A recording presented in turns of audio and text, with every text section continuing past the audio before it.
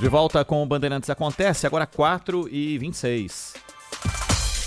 A relação Brasil e Venezuela com eleições se aproximando. O Rafael Procópio, de Brasília, atualiza essa situação pra gente. Fala, Procópio. Muito boa tarde, Ronald. Boa tarde, Zaidan. Boa tarde a todos que estão nos acompanhando nesta quinta-feira. Bom, o Tribunal Superior Eleitoral informou nesta quarta-feira que não vai mais enviar técnicos do órgão convidados pela Comissão Nacional Eleitoral para acompanhar as eleições na Venezuela no domingo.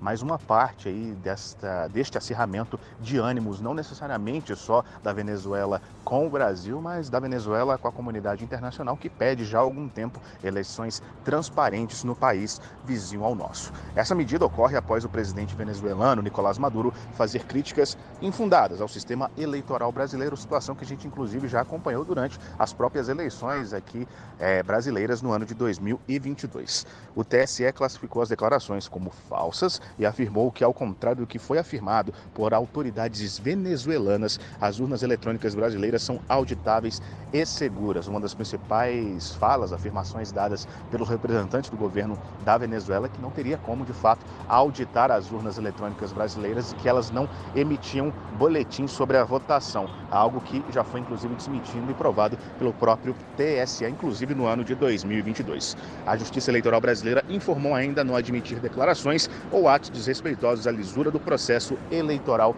brasileiro. E agora a gente segue de olho aqui em Brasília para ver se alguma autoridade brasileira vai seguir com essas manifestações sobre toda essa questão envolvendo a Venezuela, se existe alguma possibilidade de um representante do Ministério de Relações Exteriores, principalmente o ex-chanceler Celso Amorim, de acompanhar ou não as eleições em loco lá no país vizinho, na Venezuela. Seguimos de olho daqui de Brasília. Boa, Procópio. Valeu. Que situação. Ô, Zaidan, a gente vive um momento de maior estremecimento das relações entre Brasil e Venezuela na história recente? Sem dúvida, Ronald. E isso que falou o Maduro foi uma reação de quem está irritado, né? Ele ficou muito irritado com aquele negócio do Lula. O Lula, na entrevista, falou: não, liguei para o Maduro 2 vezes e tal, falei para ele, você tem de aceitar o resultado. Qualquer que seja o resultado, ganhou, ganhou, perdeu, perdeu. E o Maduro ficou irritado, entendendo que o Lula ali estava colocando em dúvida o próprio processo eleitoral da Venezuela, se o regime aceitaria uma eventual derrota. Por outro lado, é claro, todo mundo sabe que a comissão eleitoral é ligada ao governo Maduro, mas é uma relação de Estado. A comissão eleitoral é responsável pelo convite para o pessoal do TSE do Brasil participar da verificação do processo eleitoral na Venezuela, como observadores. Essas pessoas iriam como observadoras do processo eleitoral.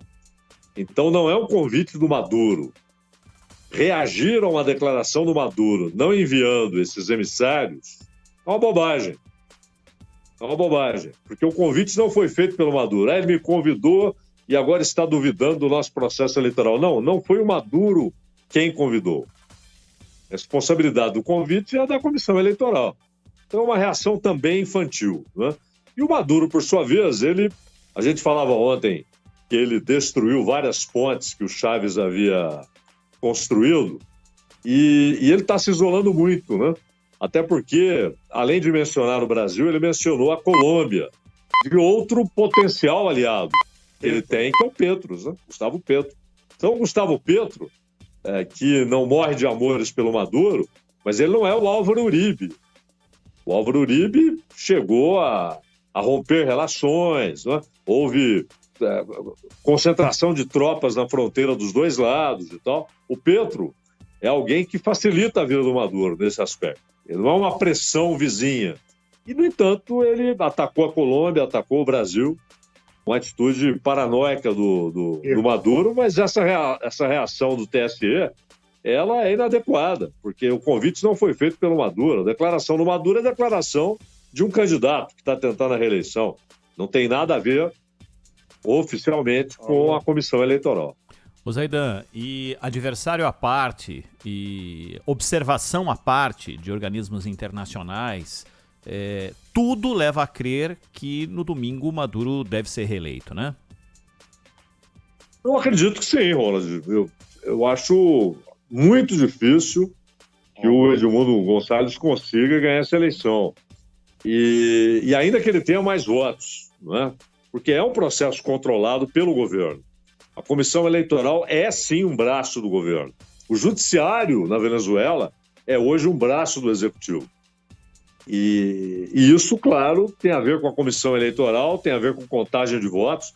Ele pode perder nos votos, mas ganhar na contagem, né? Então, eu não acredito que o Maduro perca essa eleição, não. Vamos palpitar.